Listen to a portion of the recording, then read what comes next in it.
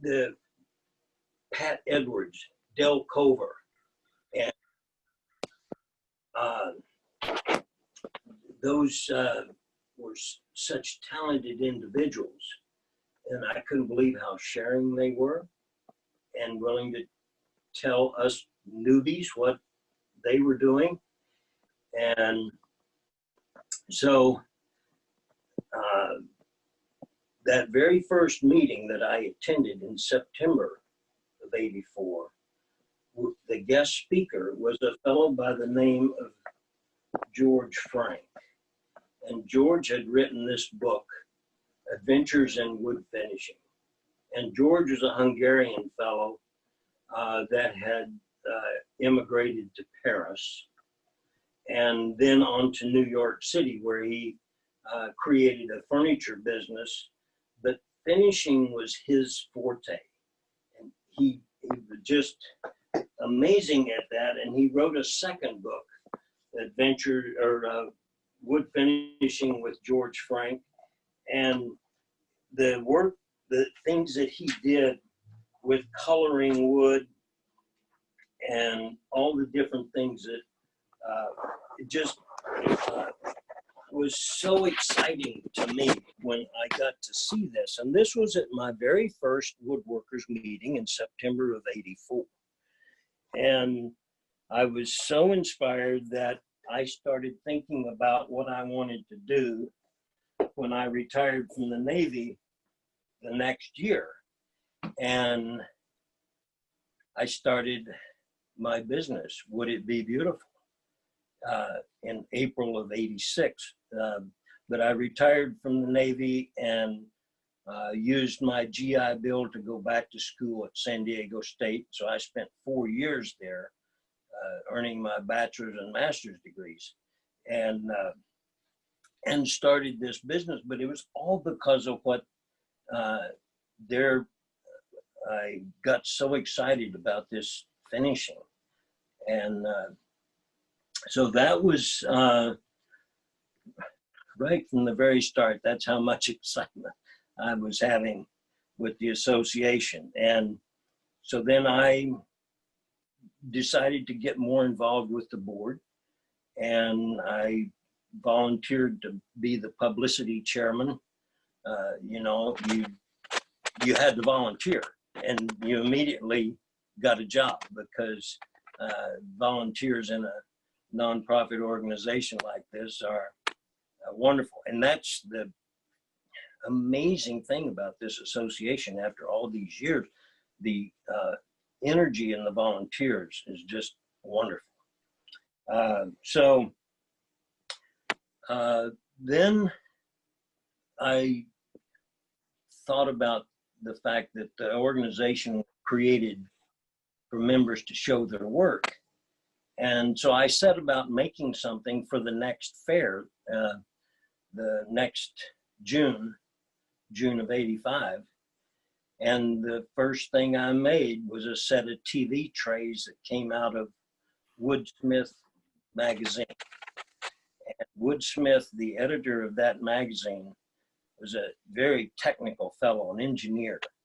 And so everything he made was highly precision.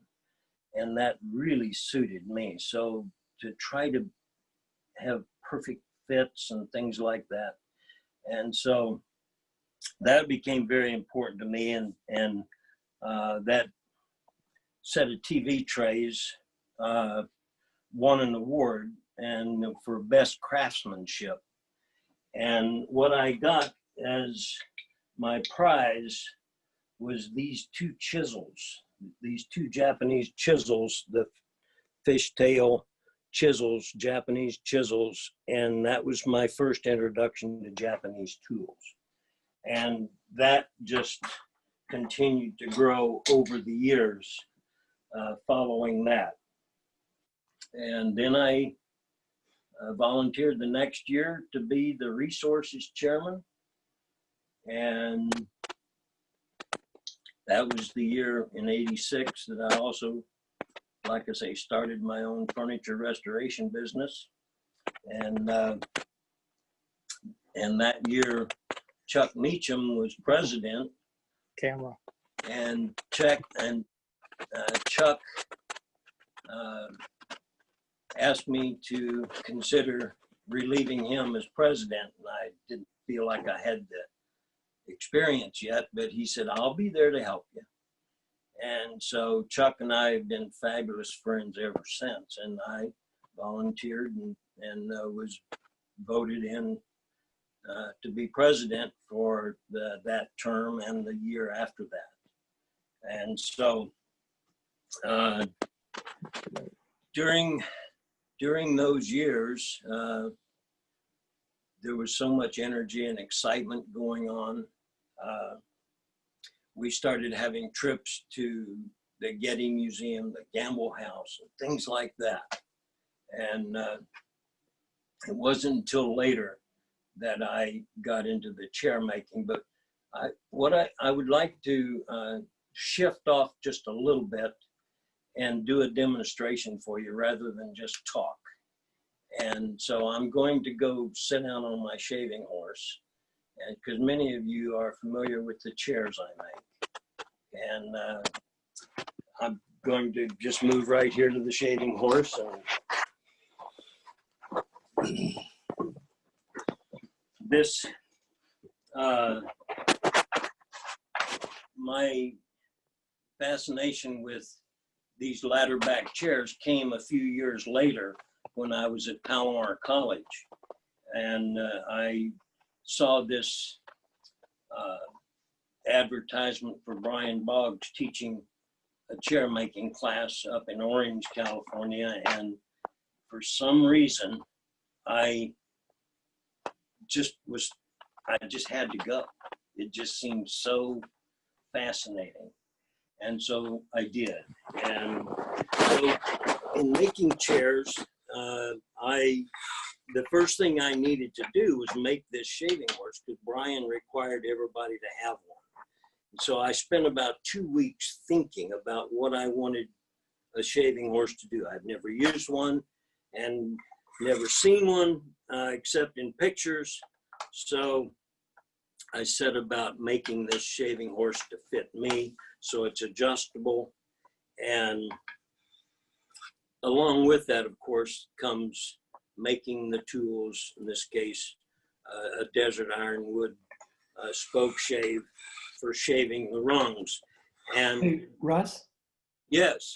Just out of curiosity, it sounded as though in the first few years, you were just starting woodworking and something caught your eye with the chair making. Is it this class that you're talking about now? And is that class the one that set you on the path to making your famous chairs? Yes. Yes. And that took place in 1994. So between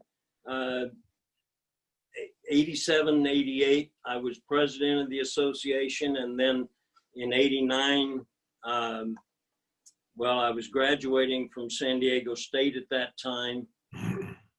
I was invited to come teach a class at Palomar College in the beginning woodworking. And I spent the next 22 years there. So it was like, and that was just a fabulous career.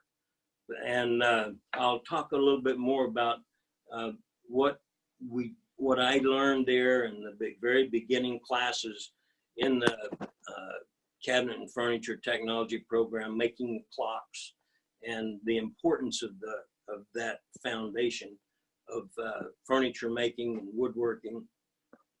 But yes, and so it was a few years down the line, and I was well established at Palomar when I got started into the chair making. Okay. Russ, I'm just going to remind everybody that if they have questions of Russ, go ahead and put them in the chat room.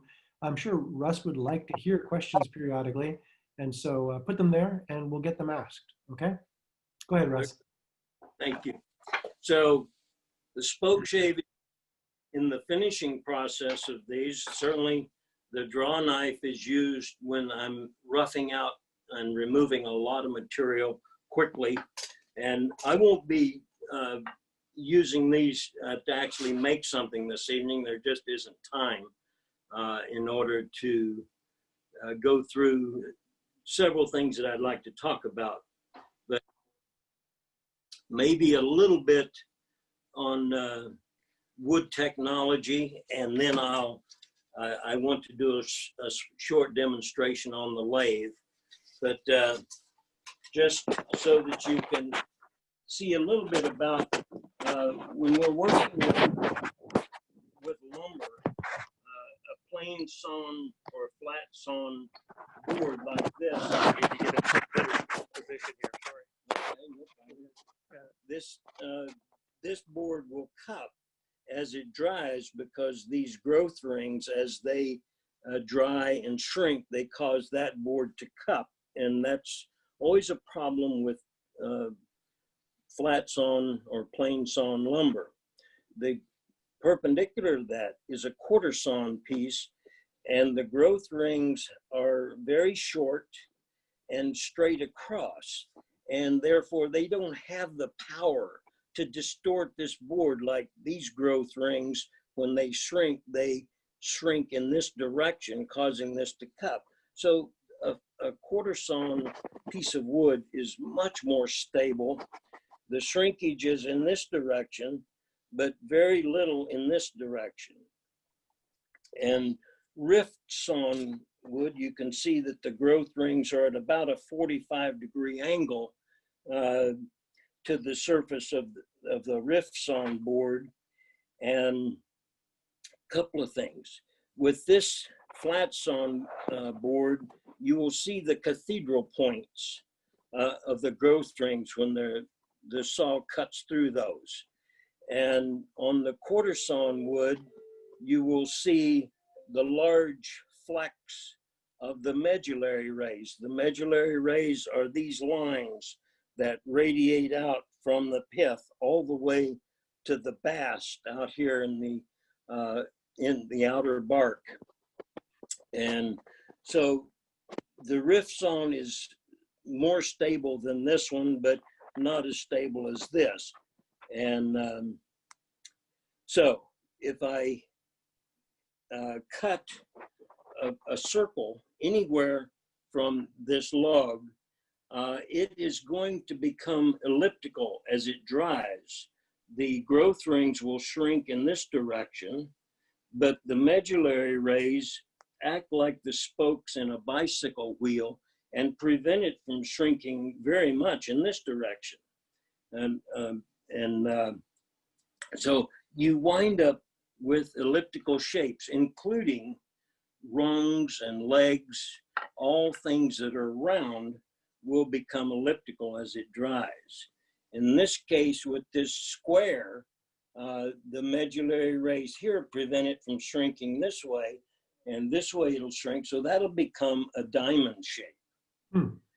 And this square piece, it can't shrink this way, but it will shrink this way, so it'll become a rectangle as the shrinkage takes place. So all this expansion and contraction and shrinkage is really important in furniture making, and equally important, or even maybe more so, in chairs, because when it comes to making a chair that you can lean back on the back legs like I saw so many people do when I was a kid, they tilted back in the chair and the chair stayed together. And this is one of those chairs. I'm gonna move just a second. Just a bit perhaps there. Okay. I'm gonna sit over here again. And pardon me, folks. I've got a just a moment here while I get things back together. Well, Mike, we appreciate a steady camera, so whenever you're sitting down, that's a good thing. I am very much trying to make it steady. That's Okay, we've lost your camera though, Mike.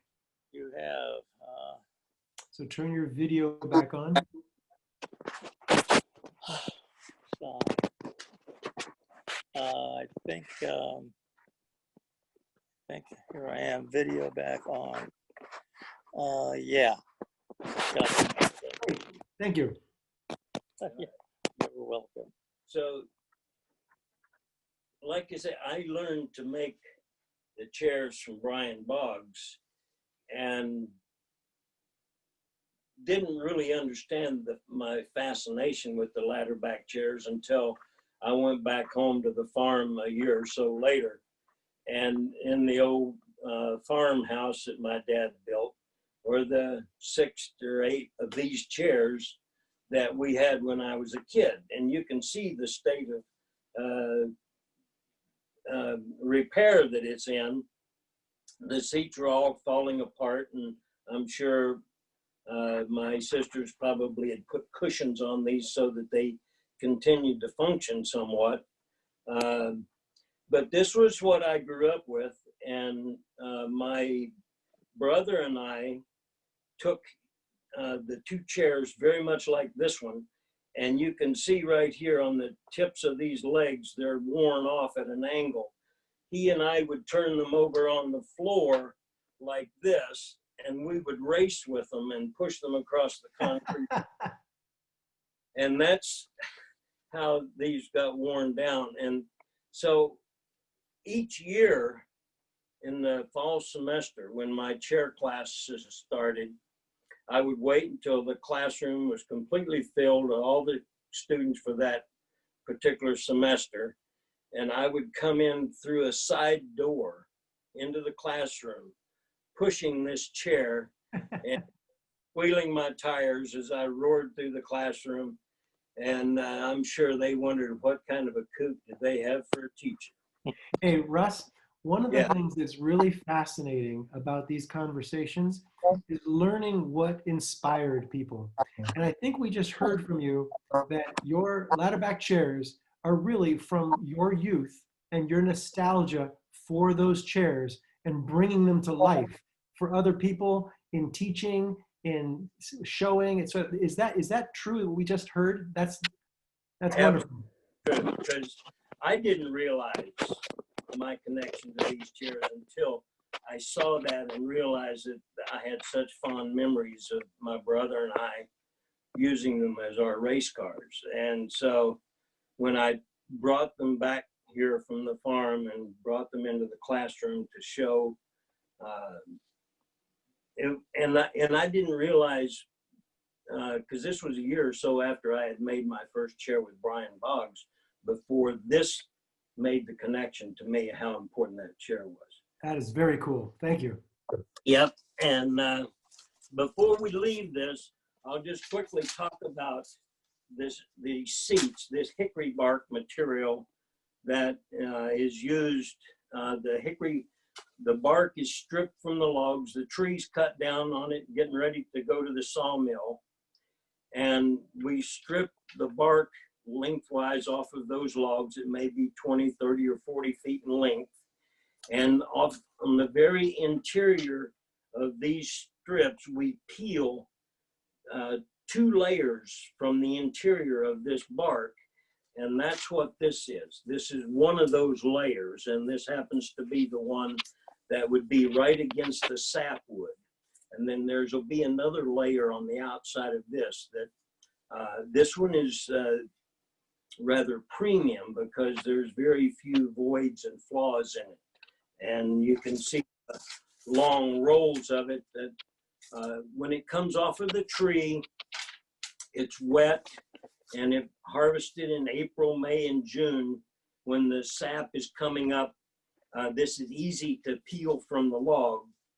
And as soon as it's stripped from the log, then it gets coiled up and dried as quickly as possible so that it doesn't mold.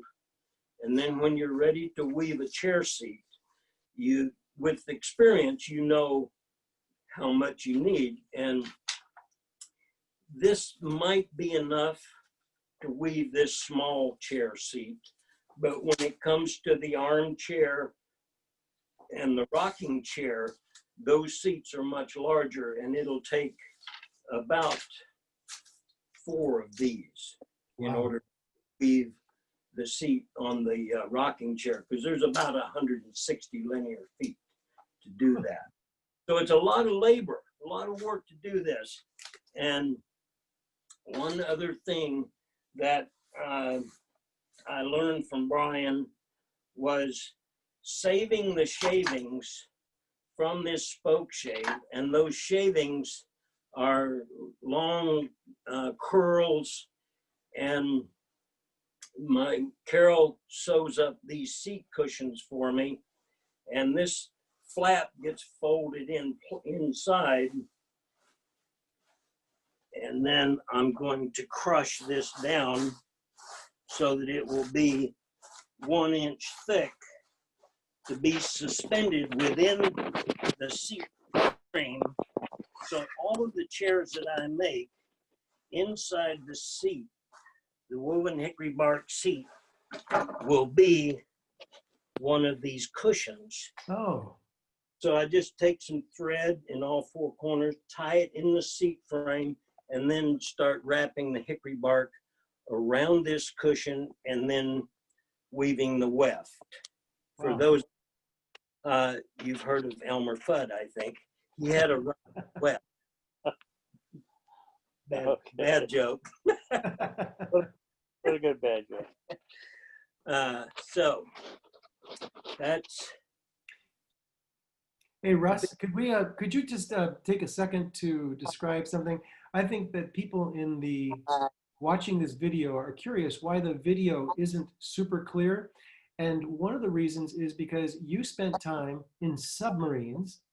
And so you know how to pack a garage full of things, and you have metal everywhere. Could you tell us a little bit about your garage real quickly? Not quickly. There's too much. No, just how you have it packed. You learned this in your submarine days, is that correct? Well, certainly I don't think square footage, I think cubic. And but inside a submarine hull, you have to use every cubic inch for food and spare parts, whatever you are going to take with you to sea, you better take it, because if you didn't, you're out of luck. Yeah. So everything in here. Would you like a visual of the? Could you do a quick pan around, Mike, just so everybody can see how incredibly densely packed this shop is? You can look, and anything above my head is fair game.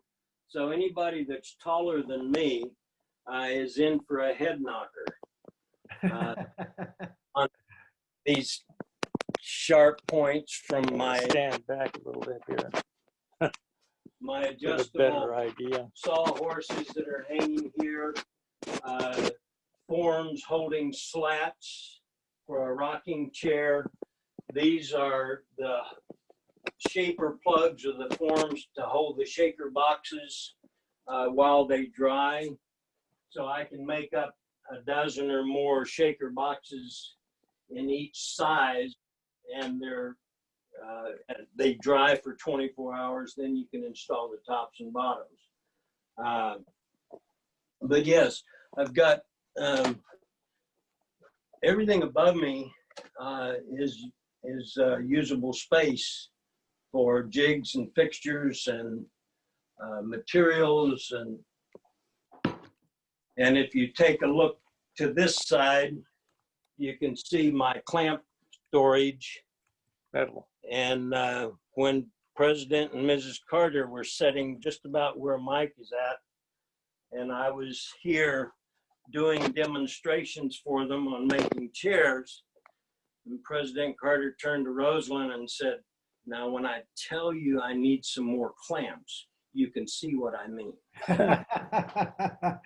And so, Russ, I just really wanted to not derail your flow here, but for people to understand that this is a really dense place with a lot of metal, and it's just affected the video that we have here, and yet it's totally understandable. So now that people have that context and have seen how an ex-submariner can really fill a shop, what do you have over there?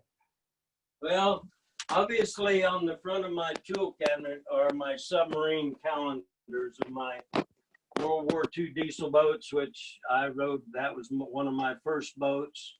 And then the FBM missile submarines, and then the fast attack submarines. I rode all of them. And here is a little memorial of mine. These are all the submarines that we lost in World War II and our 2 nuclear submarines in the 60s that we lost. And this is my eagle with his head bowed to them. Very nice. This is a rose from my rose garden, and that rose is known as Veterans Honor. And so it resides right here with that picture. We were on the USS Bugara. Ross, Oh, there's a question in the chat about whether you were ever on the USS Bugara.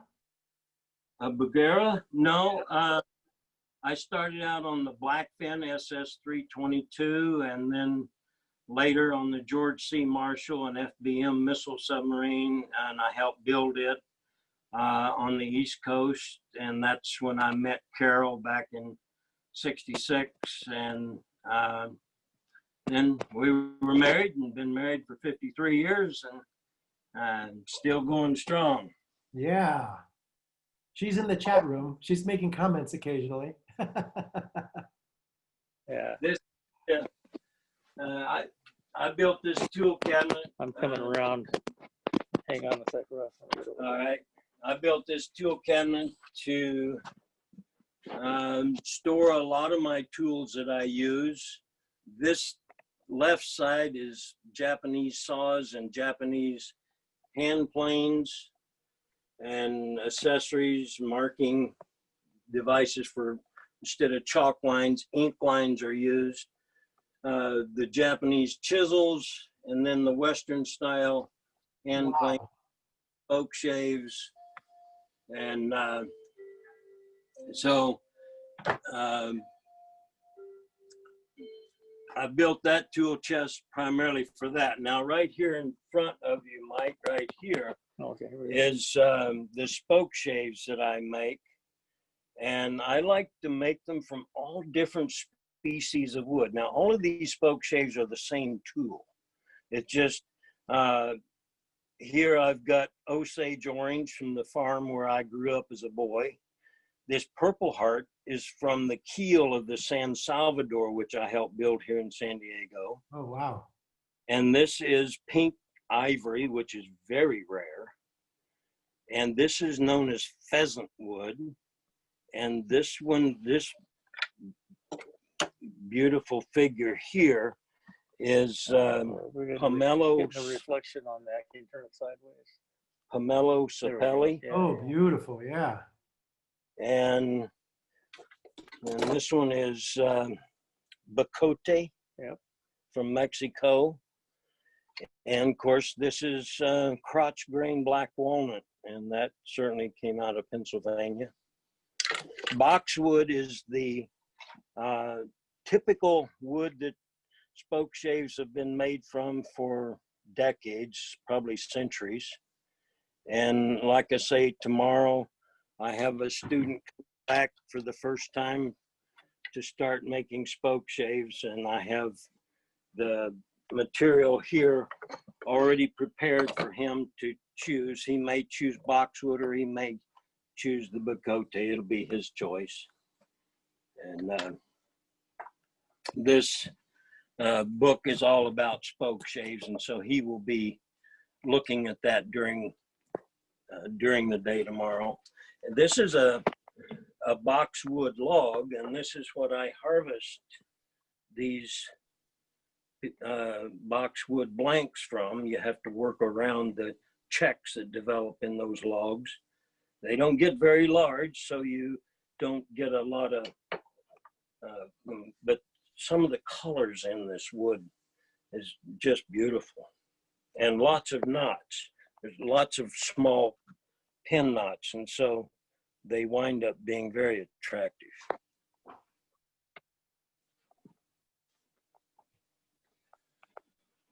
Okay. All right. So Um, I'm going back over here for a moment. all right. And I guess let me talk a little bit about the background on the chair making. I had Brian Boggs required that I get John Alexander's book before I even took Brian's class back in '95. And so this was John Alexander's book about making a two-slat chair. And it was an excellent book, but it only went through just this very basic two-slat chair. And once I started learning from Brian, Brian had There's no reflection. Brian has a very artistic way, and so he came. I had him come a few years later, and he was one of our fall seminar speakers. And Brian Boggs built a three-slat chair, and that then led me to continue on making the two-slat, the three-slat, and he didn't make a four-slat armchair. And so I wanted to have an armchair to go with what I thought was that very elegant three-slat dining side chair. And so that's where my four-slat armchair came from. And Brian did have a rocking chair, but a little different from the one that I do. I had learned to make a Maloof style rocking chair in '82 or '83. And I learned that from Del Cover. So Del was teaching at the Cutting Edge, a woodworking store up near Miramar, and it was a wonderful store. Brian Murphy owned it. And so that was my first introduction to chair making. I didn't realize that you shouldn't start with a rocking chair, but I didn't know it. So that chair had a lot of warts, but it was still comfortable. And so I knew I could figure out how to make a chair comfortable. And so but the Sam Maloof had these long, graceful, reverse bend rockers and on his rocking chairs. And when I saw the rocking chair that Brian Boggs had designed, and the Appalachian Mountain style rocking chairs had little short rockers, and they were just cut out of a board and turned on edge. They were skinny little rockers. But the back leg had this long, graceful reverse bend. And as soon as I saw that, I said, I've got to put Sam's rockers with that chair. And so that's how I create the rocking chair that I do and once I did that, it's an Appalachian style ladderback rocking chair, but it's got the Maloof rockers, and Carol nicknamed it the Appaloofa. So I did Russ very well. yes. Let me come back to this point right here, and I take a second to get better video or something, because I'm moving too much, I think. Well, let's focus here on these two clocks. That sounds good. Okay. And these two clocks were the beginning. This is two of the four styles of clocks that we had in our CFT 100 class at Palomar College. And they're just a wonderful teaching aid to learn the basics of woodworking. And so I wanted the students from day one to think in terms of making a family heirloom.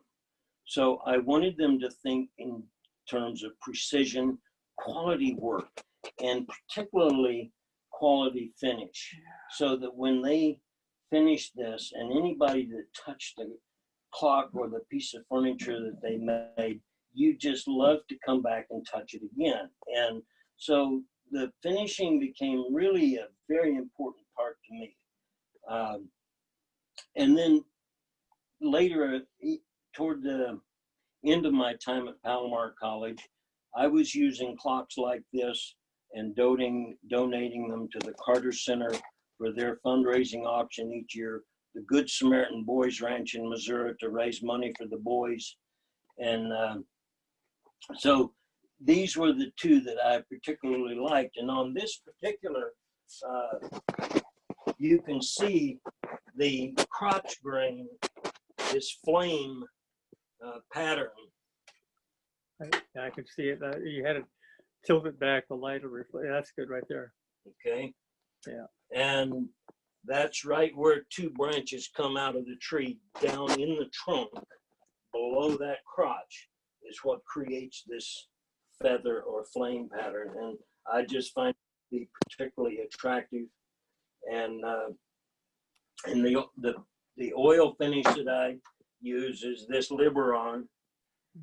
And Russ, did we understand you to say that you wanting to have a good introduction exercise where people were thinking about a legacy project that was going to last through time and be extremely nice quality, you introduced the clock making as part of the Palomar curriculum? Is that what I heard? it was already there when I got there. Okay.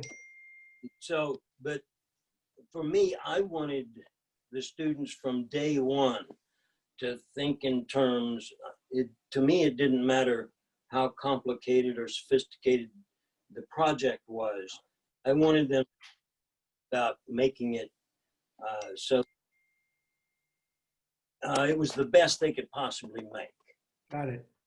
The finishes, to me, was an important part of it. And so I always made sure that they had a full week's time at the end of the semester to do their finishing. And that required me to push them to get them done on time. Russ, a bit about the Good Samaritan Ranch. What's your involvement with them? How did you come about them? Is that something you want to talk about or not? I don't mind talking about it at all. Okay. The Boys Ranch is extremely important to me. It's located just north of Springfield, Missouri, and the Boys Ranch was founded in September of 1959. And in December of 59, the sheriff picked me up off the streets and took me to jail. I was in trouble. And he gave me the option of, you can either go to the Reform School for Boys in Boonville, Missouri, or you can go to this brand new place that just opened called the Good Samaritan Boys Ranch. And I thought, man, good sure sounds better than Reform. And so he took me to the Boys Ranch. That's a story. And so I really benefited by being there, working with the livestock there on the ranch. And so once I had retired from the Navy and retired right at the end of my time at Palomar College, I wanted to go back and work with the boys and teach them woodworking to help them find maybe a better path in life. And the director of the ranch said he wanted to give me a room in which to set up a small shop so I didn't have to haul all my equipment every summer back there when they got out of school. Well, I came back here to San Diego that year. That would have been in 2010, 10 or 11. And I told the members of the woodworking, the San Diego Fine Woodworkers Association and the San Diego Wood Turners that I would really appreciate their help on if they would be willing to donate their unused or excess tools or machines that they might be willing to part with, and that the ranch was going to give me a place to set up a shop. And I was completely overwhelmed and blown away by both organizations because they donated well over $100,000 worth of machines and tools. And it took 1.5 semi-trailer trucks to haul it all back to Missouri from here. Great. And so when I got there, the director of the ranch said, "Oh my goodness, I need to build you a building," and which he did. And so today there's this wonderful shop there on the Good Samaritan Boys Ranch, all a result of the Woodworkers Association members and the woodturners. That's great. It is very special. And so I invite anyone that is passing through Springfield, Missouri to just take a small detour 15 miles north on Highway 13, and you'll see a big sign, Good Samaritan Boys Ranch. Cool. And give you a tour, and there's a sign right out in front of it. It says Russ Filbeck Woodworking Facility. That's great, Russ. Yeah, it really is. Real. I'm gonna move again. Yeah, I think what I want to do is a little demonstration for you. Okay, there we go. And I'm going to go to the lathe, and I'm going to use this shop, and I'm going to install this. I gotta get up and go here. Hey, Mike, it's a little ruffly sounding and we're kind of distant. Can you get us closer and perhaps set the iPad down somewhere? It's I should let you see what I'm up against here, but that's okay. Okay. But for a second, sit here. Yeah, that'd be good. Yeah, I'm trying to kneel and it's not working well. Okay, here we go. Okay, so I have this what's called a dowel pointer. It's a cone device that allows me to put a chamfer on the ends of the tenon of the rungs. It's just a cutter in there at an angle that cuts a tenon. And I'm going to move the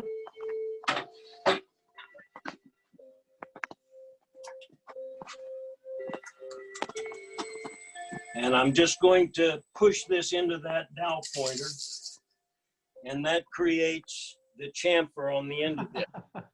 This enables this, when I cut the tenon, for it to go to the bottom of the socket inside the chair leg, and so that there's no end grain catching and jamming and not allowing it to go to the bottom. This chamfer is really important. So now I'll remove the dowel pointer, and obviously I would have all of my rungs ready to do that. And now I have the tenon cutter itself.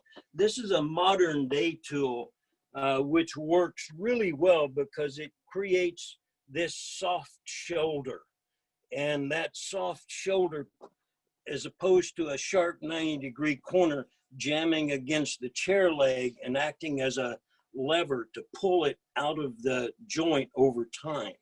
This soft shoulder, there's just no leverage. It doesn't create leverage. So I'm going to put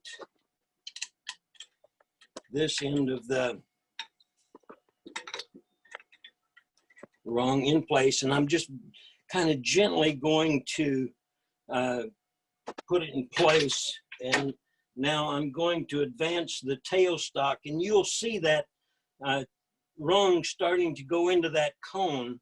And as soon as it bottoms out, I will see the tenon start to move here, and that's when I tighten this up. And now I turn it on, and I continue advancing the tailstock. And the beauty that's happening here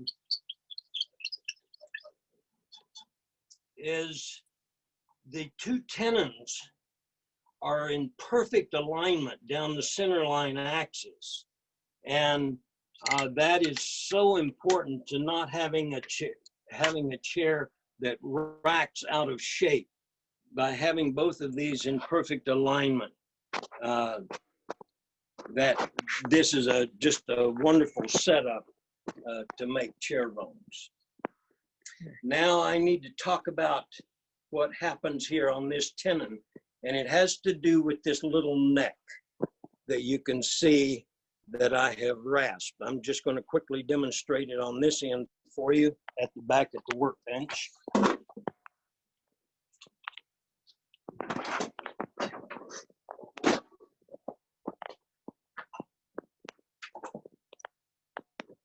So just back a little bit away from the end of that tenon, I am going to use this pattern maker's rasp to rasp little facets here. And in my book on making these chairs, the history section to me is a really wonderful part of that book.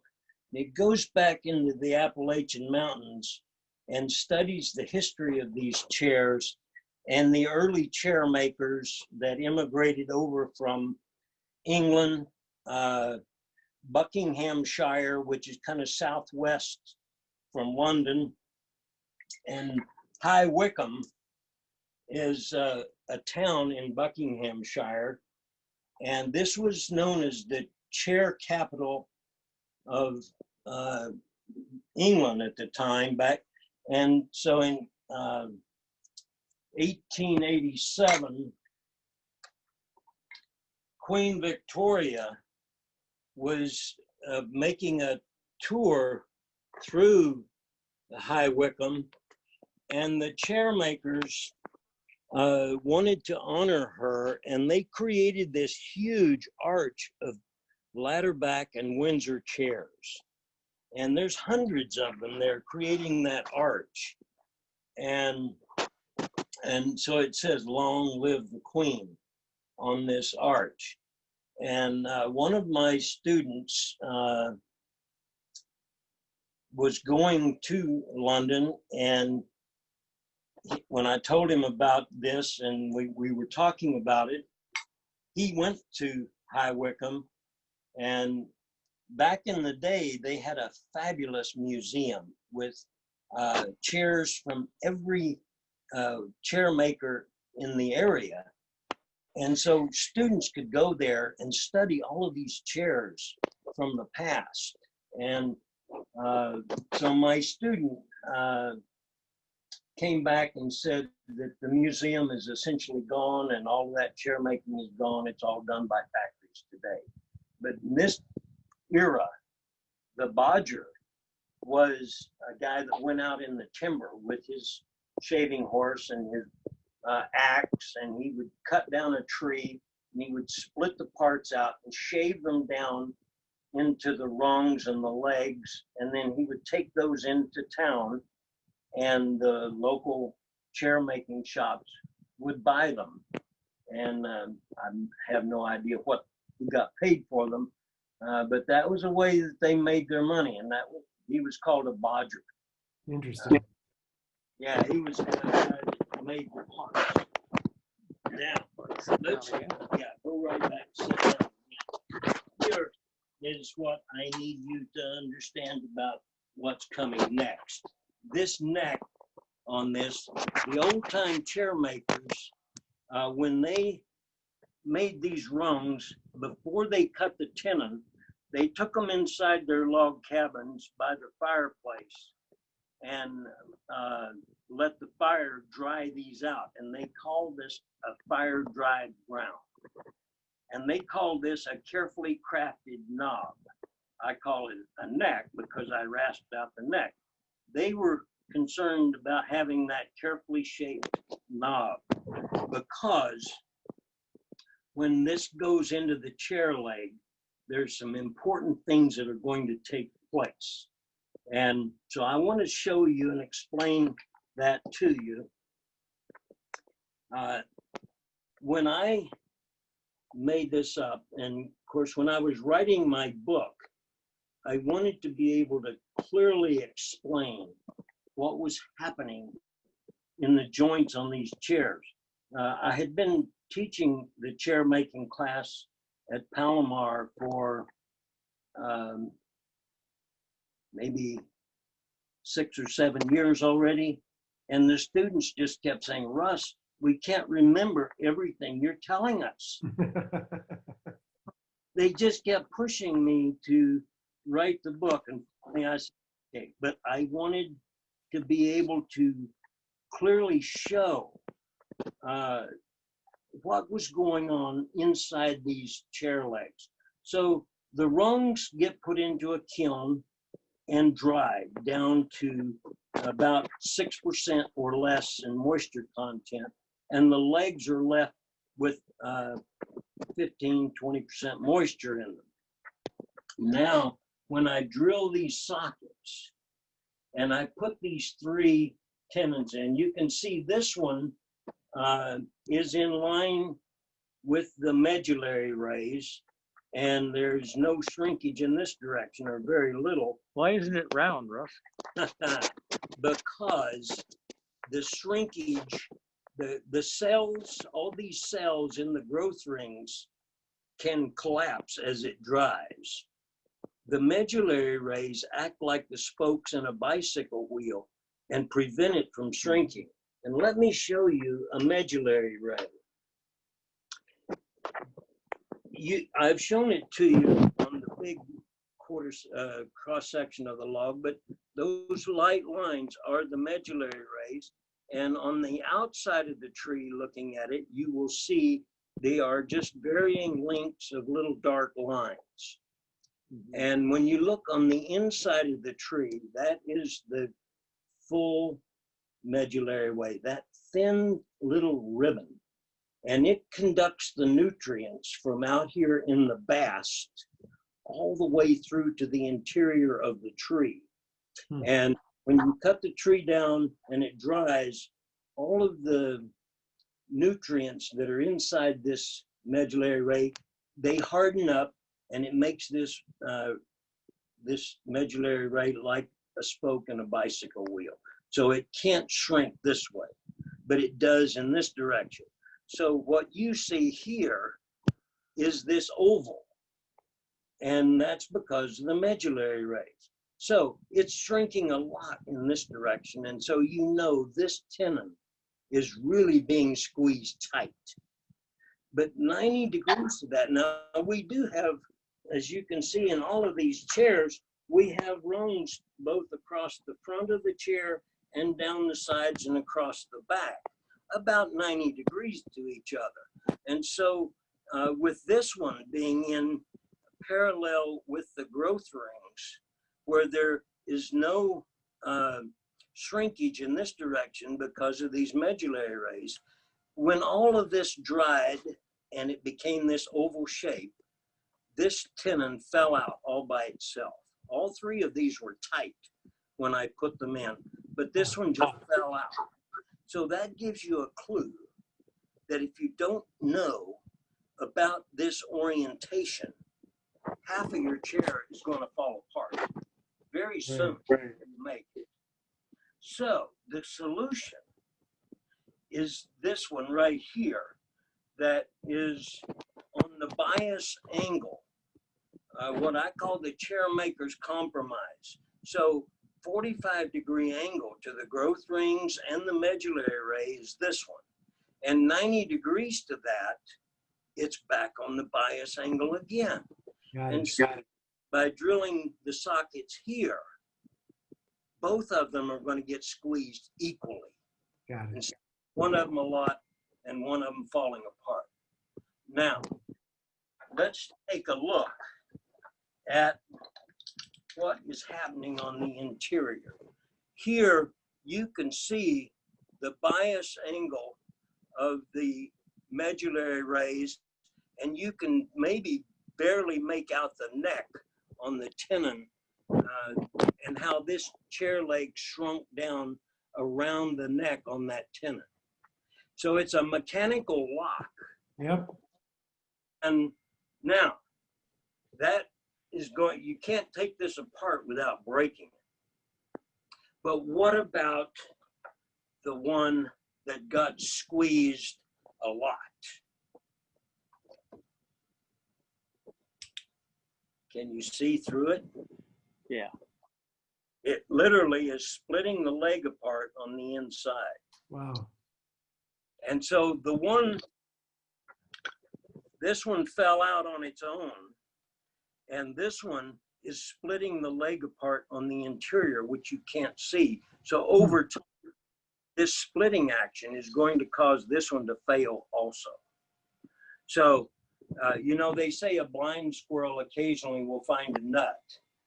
Well, maybe a chair maker that doesn't know what he's doing may occasionally get a chair that stays together, but it's going to be by pure luck. Because unless you understand what's going on here, you're bound to fail. What did you call that compromise again, Russ? What I call the Chairmakers Compromise. It's It's halfway in between the loose and the overly tight. There you go. yeah. And it's halfway in between the medullary raise and the growth rings, which are virtually 90 degrees apart. So this one is on that bias angle. Yep. So, And the 190 degrees from it is also on the bias angle, correct? and it works every time. Perfect. Matter the species of wood, they all behave the same. Very good. To me, this is, and the old time chair makers understood this, you see. And so when you saw people leaning back on the back legs of their chairs like this up against the porch, and they did that for decades and the chair didn't break or come apart. And they understood what was going on with that. So that's pretty amazing stuff. Mike did bring a piece that he was turning out of sycamore, and this has been drying, and you can see the tremendous oval shape that has developed from this. Mm-hmm. Just something he brought to show me this evening, and I looked at it and said, wow, that's really special to look at and see. Let's Hey, Russ, just so you know, people are saying in the chat room that they really appreciated that explanation. Thank you for explaining that. Sure. And to me, it's the heart of what this chair making is about. And it always excites me to tell others about it and show it to you so you can clearly and visually see it. That's why when I wrote my book, I wanted to have this visual available. And so those pictures are in my book describing this process. Hey, Russ, so once again, it seems as though you reflected back on something you saw in years gone by about these remarkably sturdy chairs and how they were so well constructed that they could take the abuse over the years and still hold it together.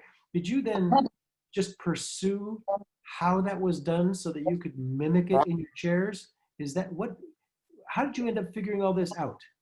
Well, by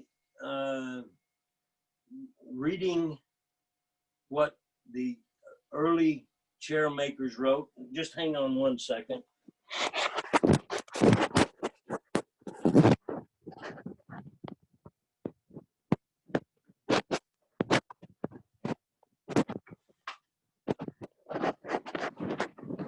In the back portion of my book, I have this history section, and I talk about Buckinghamshire, England, and where these chair makers came from, some of their philosophies on their work ethic, and they talked about the processing crafts, where the craftsman is concerned with processing raw materials, and some are concerned with repair and renovation, and the creative crafts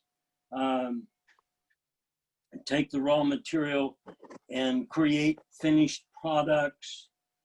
And this is centuries old, that I was going back and trying to discover where this came from. And then they came over to both the Domney family came to East Hampton out on Long Island in New York.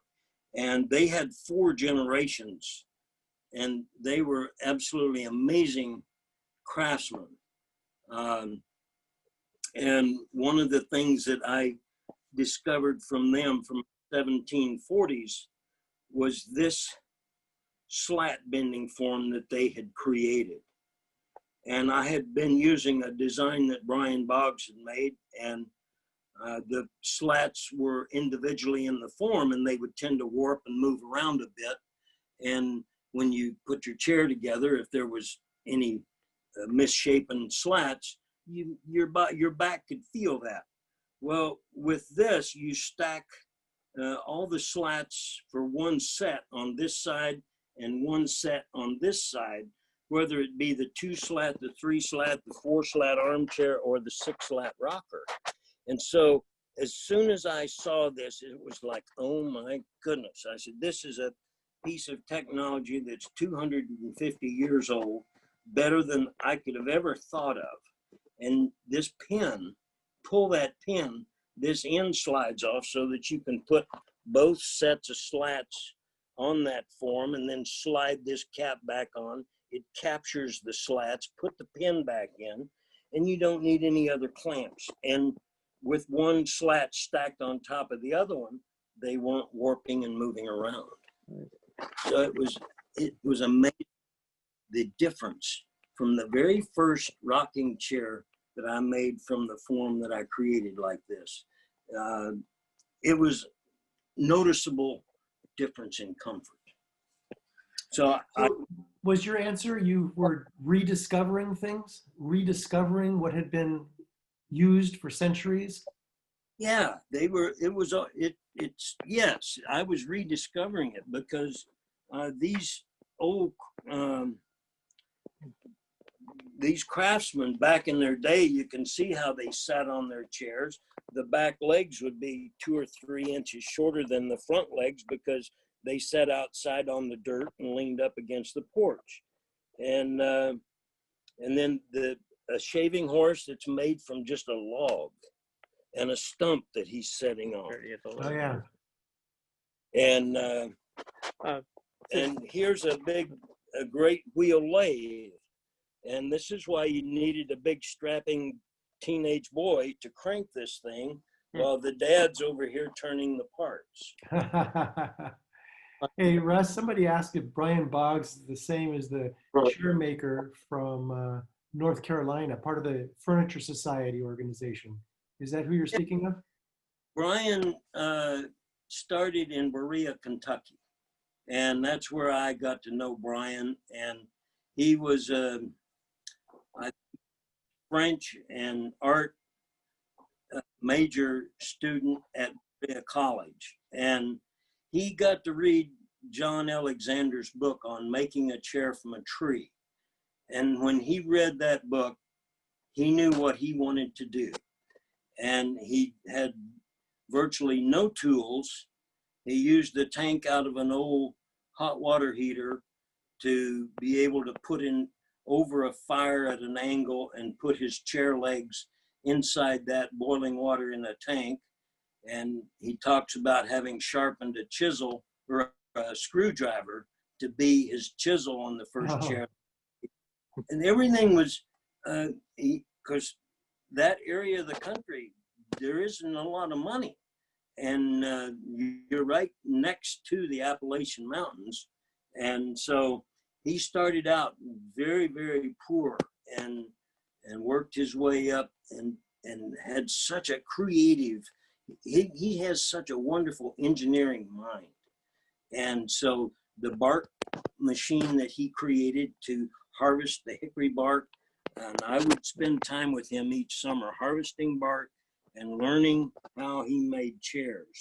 And so and I kept saying, Brian, we need you to write a book about this. And he'd say, yeah, I know I need to do that. He never got around to it. And I now make these little discs and it says "to it" on it. It's a round to it. And I like to give those to people who say, I just didn't get around to it. So now you've got one. And just a moment, this is me kneeling on shavings, which is much better than the floor. So thank you, Russ. You bet. But there were multi-generation families that I tracked their history, and this man and his wife, and they had their young son right here, and that's Copenny Mace, and this is Copenny when he got up in later years, and it's kind of hard to see, but here's a tall ladderback chair. Oh, yes. And he said, I don't understand why you would even want one of those. They tip over easily. They're almost 90 degrees. They're uncomfortable to sit on. He said, but if you're willing to pay for them, I will make them. And he said, but I will only sit in a setting chair. And that's one with the bent back legs and bent slats. And this next page shows in a museum there outside of Asheville, North Carolina, one of the ladderbacks, and this is the setting chair. And that young boy in that picture is now this old man. And you can see he's got this rack of slats for his chairs. He's still making chairs all of his life. And this is his wife bottoming a chair. That's what they call weaving a seat. It was bottoming. And what looks like rush, like this one, is in reality corn shucks. And so when they fed them, they kept the shucks, and she would twist those and just keep adding on to them, and she would make this long strand of fiber and weave these seats that Bertie would make for the chairs.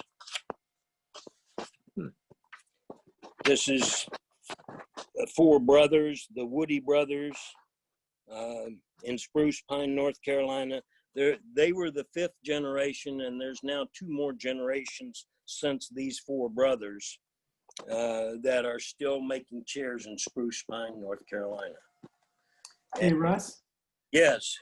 We've been at this an hour and a quarter. You've got so many great things to be telling us, but I also know you wanted to show us some things towards the end. So I know that at some point you wanted to show us some chairs and some things with President Carter, right?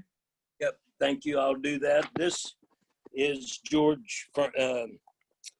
Alexander, and he was getting up in years at that point, and that's who I learned a bit of from his book.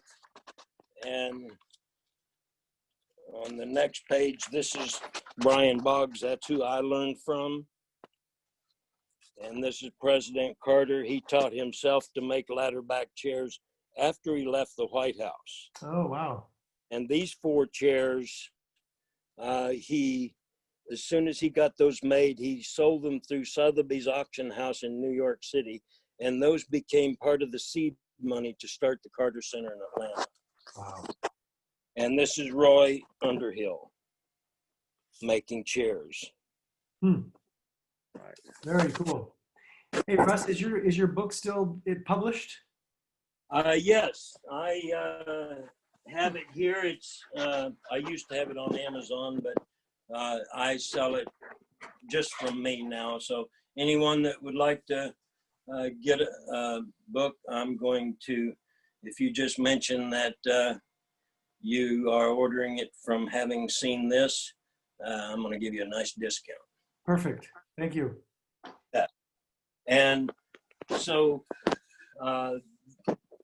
some of the chairs that I made, this one was my first commemorative chair that I made. And you can see the 911 on it. When 9/11 happened, I was building a rocking chair, a cherry rocker, and I knew I wanted to do something, but I didn't know what. And then I just decided I was going to get that. I was going to send that chair to New York City, to the New York City firemen. And so I got Dale Pulver, who does a lot of laser engraving work. He took his laser machine apart so that we could stick this inside of it, or the rocking chair, so that he could do the laser work on the rockers. Now, the rocking chair is this type of chair, so it was big. And I always had him make an extra set of slats, and then I just made myself a dining chair as part of that commemorative work. So this one went to the New York City firefighters, and the fire commissioner put that rocking chair in the Cornell Burn Center in the New York City Presbyterian Hospital, and that's where injured firemen are taken to this day. Very So nice. they're still using that rocker there in that hospital. And I made one for the Pentagon, and it's in their museum in the Pentagon, just like it, for people that died there on 9/11. This is sycamore, and this is part of that dining set that President Carter and the other two fellows and I, we made. President Carter and I did the chairs, and so I made a total of 10 chairs. 8 of them went with the dining set, and I made one armchair and one side chair. Show them a quick picture of that, that over here. That's the dining set right there that we made, and that's what sold for $600,000 at auction for the carpet. And Hey, Mike, you're ruffling the microphone. Could you say that again? How much was raised in auction, Russ? 600,000. Very impressive. Wow. And then I think I just told you earlier about making the bronze hands, and I told President Carter I wanted to put one of these in the auction the following year to commemorate that dining set. And I was thrilled. That bronze sculpture also brought 140,000. And so my work is just, it's hard to describe how special it is to be able to use what you do and help so many people that, I'll never meet all those people that the Carter Center helps, but I know it here. And I got to tell you one more thing, and that has to do with this chair that I made for President Carter. And so when I first was writing that book, I knew President Carter made those chairs from some pictures and articles in woodworking magazines. And I told Carol, I said, wouldn't it be cool if I could get President Carter to write a page in my book like I got Brian Boggs and John Elliott? And she said to me, oh yeah, just go call up a president. And I said, you know what, I'm going to do it. And so I called the Carter Center, and they said, well, you don't just call him up and talk to him. You just write us a letter, tell us what you want to talk to him about, and we'll get back to you. And about 3 weeks later, they called back and said, on this date at this time, you'll have 30 minutes to talk to him. And I didn't know at that time that he never gives anybody 30 minutes, 15 normal, 20 at the most. So I felt later, I realized how special that was, that I got to spend that much time talking with him. And in my book, that page of his conversation that day is what's in the book. So in that conversation, I asked him if he would like to have one of my spoke shaves, and he said yes, because we were talking about the tools that he uses to make chairs. And at the end of the conversation, I said, how would you like to have one of my rocking chairs? And he said he would love to have one. And I said, okay, this is July of '04. I said, I will be coming back to Kentucky to harvest hickory bark next June. I said, I'll bring your rocking chair and your spoke shave. And so as I'm building this in the fall of '04, Carol says to me, you're building this beautiful rocking chair for him. Said, you better do something for his wife. And I said, what do you think I can do for her? I said, would it be okay if I make a set of cherry shaker boxes to match his chair? And so this is the laser engraving like I had on her shaker boxes, and I've made several of them for them over the years that went into their auctions. But they had, she has her own personal set in their bedroom sitting on a cedar chest that he made for her. So she says she likes her shaker boxes. Sounds to me like you have a good advisor in Carol. And that's for sure. And always need to remember that. So, you know, any other chairs that I've done, like the Windsor chairs, I sometimes will do something different in a natural edge coffee table. And this one intended to go to the Carter Center auction this month at the end of June, but that's been canceled this year, so that didn't go anywhere. But Those hands look different on that spoke shave thing.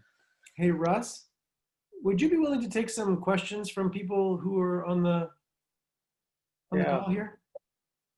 absolutely. This is my, Okay, there's Russ's hand. this is my left hand, and that's President Carter's right. Okay. Yes, let me mention to people how they can ask questions. And then if you could tell us about that two hands and how one of them is yours and one of them is President Carter's, and then you swapped as well. So anybody who would like to ask a question, you can go ahead and unmute yourself. Just be trying to break in appropriately, and you're welcome to ask Russ a question. But Russ, why don't you tell us that story first about those hands? I made the one set that went to the auction. It was both of his hands on this draw knife. And after the sale of that one, I told him, I said, I want to make 2 more sets. And I said, since it was teamwork where we built that dining set that sold for so much money, I said, I want to switch our hands, and I'm going to keep my left hand with my wedding band, and I'll have your right hand. And so on his, just like this, he has his left hand and he has my right hand on his bronze sculpture. Fantastic. So yeah, teamwork. Yeah. So anybody have a question for Russ? Go ahead and just unmute yourself. Russ, Yes. be sure to tell them what happened when, after you gave Jimmy Carter the chair and he picked it up and started to carry it away. We were in the main conference room, and of course the Secret Service and everybody's there along with some of his staff, and he's sitting in that chair and rubbing the arms like I've described to you, the wonderful feel with that oil finish. And he looked up at me and he said, if you don't mind, I'm going to take this chair home to Plains. And so he picks it up, and because my rocking chairs are not that heavy, and so he just picked it up and marched right into his office off the side of that conference room, and went behind his desk and went into a cabinet and got out several books that he has written and started signing them to me. And I got back here to San Diego, I read them, and in one of them, he talks about how he makes a piece of furniture each year to go in this fundraising auction for the Carter Center, because the Carter Center is a separate entity from the Presidential Library and Museum. Those are federally maintained, but not the Carter Center. It's all privately funded. And so that's what part of this auction is about, is to raise that money. And so as soon as I read that, I called back to the Carter Center and left a message. I said, I think if I make a replica of your spoke shave that I made for you, and Rosalind's shaker boxes, and your rocking chair, and if I donate those to your auction, I think they'll bring good money. And he said, I agree. And so this would have been in July of '05. And so I got the rocking chair and everything ready for the following February when the next auction was to take place up in Crested View, Colorado. And the rocking chair sold for like $6,500, and the set of shaker boxes sold for $6,000, and the spoke shave sold for $1,000. And I said, "Oh my goodness, I have got to do this again." And so I've been doing it every year since. So, and the bidding prices have just continued to go up and up. And last year I had a black acacia rocking chair, just like the one that you can see here. And I had that in the auction, and these two ladies really liked it. And they finally stopped bidding at $100,000. Wow. And I held up two fingers to the auctioneer, and he said, "Ladies, Russ is willing to build a second one for the same money." And he looked right at the lady on it, and she nodded. And Wow. so I came home and built the second rocking chair for $100,000. Wow, that's great, Russ. And Carol has, over the years, has made wonderful heirloom sewn dresses for dolls and young girls, 6 to 8 year old girls. So they have a matching doll dressed in the same dress that they have. So she scales the pattern down from a young girl's dress and makes the doll dress to match. And so she has raised a lot of money in those auctions as well. Excellent. Yeah. Are there other questions?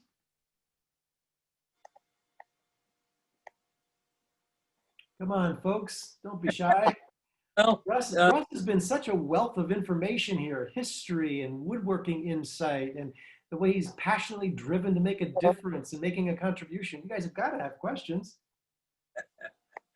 yeah, it's kind of hard sometimes. Okay, here's the question. Go ahead. Are you still teaching? I retired from Palomar in Well, I 2000, know that. and then I still teach privately, and of course I shut down back at the beginning of March, like Well, everyone. And starting tomorrow, my classes resume, and I have a student that's here from Washington State, and tomorrow he'll make his spoke shave, and then starting Monday, he'll build his 2-slat side chair. And then since he drove all this way, we decided to take advantage of the time and make a second chair. So I'll be teaching him to turn on the lathe, and he'll be turning the legs and rungs for the 3-slat side chair. Got a request to show some bowls. Thank you, Russ. You bet, you're welcome. Sure, let me talk a little bit about the Norfolk Island pine. And from very small, and you can literally see through this, it's so thin. And I often tell people that I turned them thinner than this, but you can no longer see them.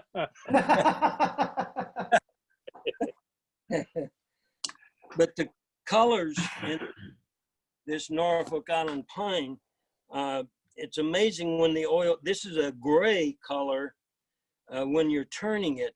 And when I put the oil finish on it, it's just black. And of course, those are the knots from the branches. And this one happens to be star pine, and similar with the branches all the way around the trunk at the same stage level each year. But the branches are much larger.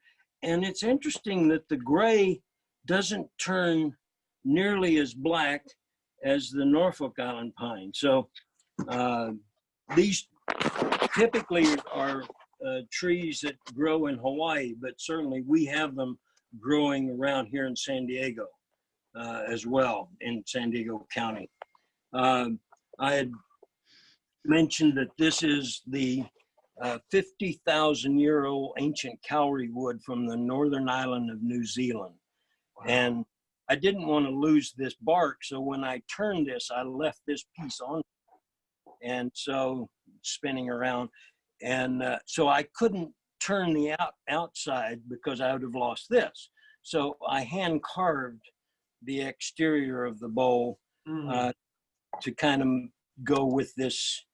So that's really, really old wood. And this is a larger piece. Now I made 2 rocking chairs from this wood. The fellow that imported this wood is from Ashland, or is in Ashland, Wisconsin, and out on Madeline Island is where his home is, right there offshore. But I saw an article in American Woodworker magazine about him and this wood that he was importing from New Zealand. And I called him, I said, I'd like you to take a look at my website. And if you like what you see, I propose that you provide the materials and I'll build 2 rocking chairs, one for you and one for me. And he said he liked that idea. So my next summer trip across to harvest wood, and by this time I was harvesting wood in Pennsylvania, not Kentucky. And so there's 2 places in Pennsylvania that are great sources: Aldifer Lumber in Mount Pleasant Mills in the central part of Pennsylvania, and Irion Lumber all the way to the north central, almost to the New York state line. Both are wonderful suppliers of wood, but that's where I get my green wood. They will harvest the logs the way I want them cut. Wow.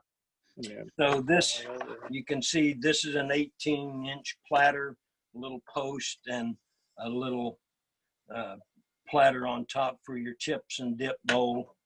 And this is more of that Norfolk Island pine.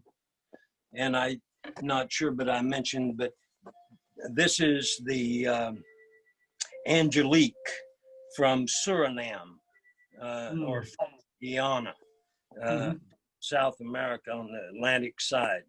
And these splotches are carbohydrates that the tree stores. And it was just interesting. And you can go online and read all about this, but this is the keel of the San Salvador that we built about 5 or 6 years ago. And we sail it up and down the West Coast, reenacting Juan Cabrillo's exploration of the West Coast of North America in 1542. Russ, So, was this the boat that was built near the airport on the waterfront? yes, right there at Spanish Landing. Right. 2 years before that, we used the same site, and you can go underneath that overpass right there, going over to Liberty Station. Yeah. And underneath that overpass is the workshop where the big ship saw is. The saw for cutting the big, massive pieces of wood to make the ribs.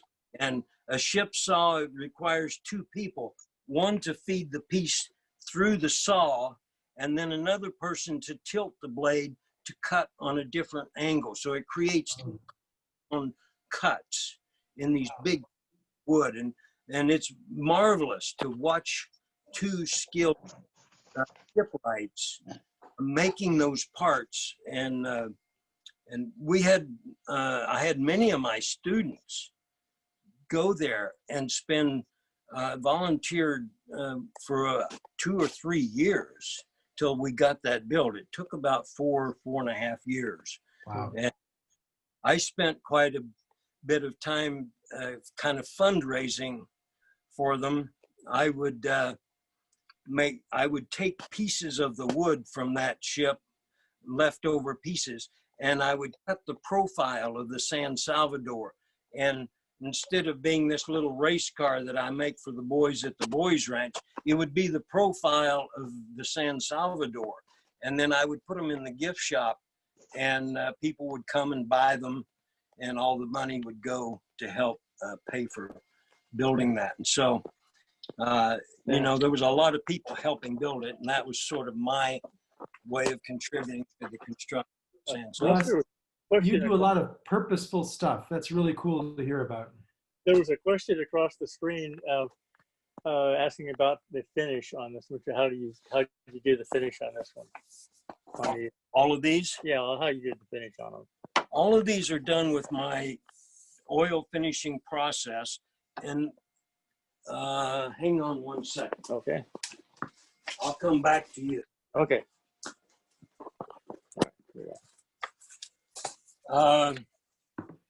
Back in 2001, I believe, Bill Cryer, the editor of Wood Magazine, did an article on how I do an oil finish. And probably in July of 2017, I think it was, he called me and said he would like to do a refresher on that article on how I do an oil finish. So the December of 2017, January 2018 Wood Magazine issue has the step-by-step sequence of how I do this oil finish, and breaking down the sheets into small pieces. And my students over the years have given me a lot of grief about how what I consider to be frugal, thrifty, and conservative use of materials, and Carol calls me cheap. But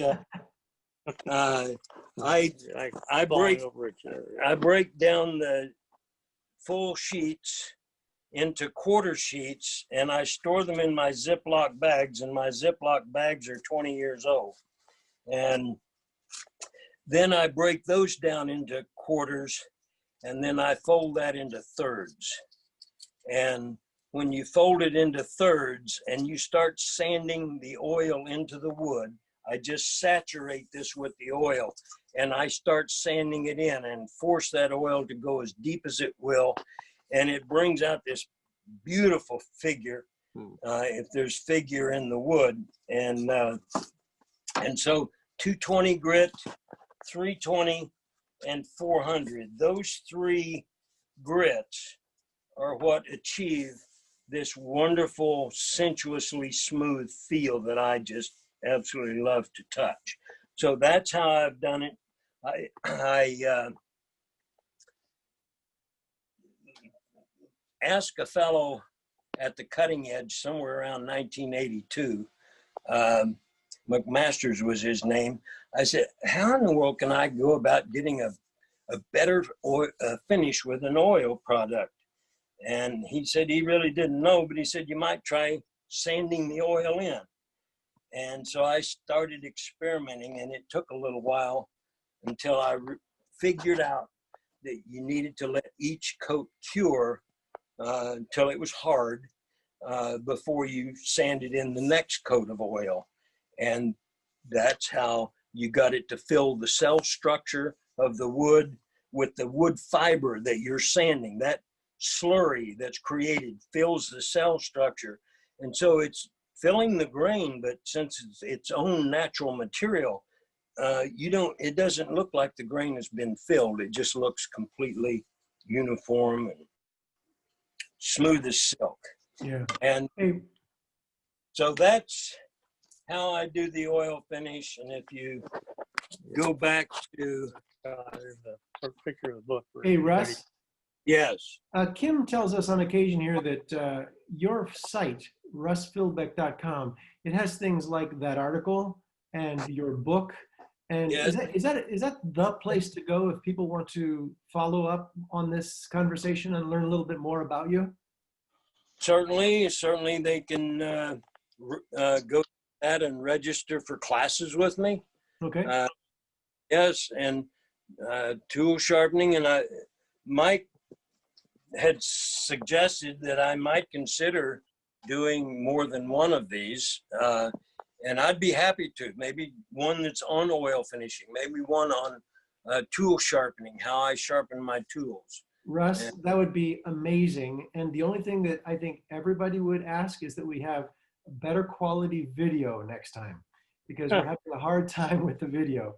But this would be great. We'd love to do more of these. We've obviously just scratched the surface. So if Mike and you wanted to follow up, let's please do that.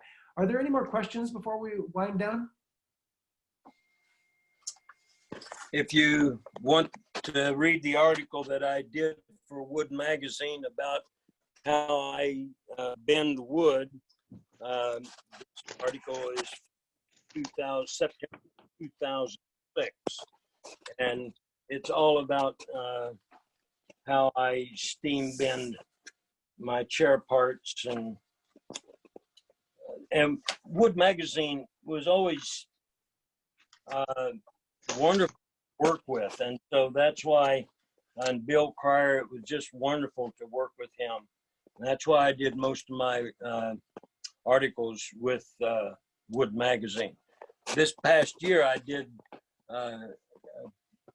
about 3/4 of a day of video work with Fine Woodworking Magazine, and there's been one article or one short video that came out on how I use a lapidary wheel to sharpen my draw knives and curved cutting edges. Cool.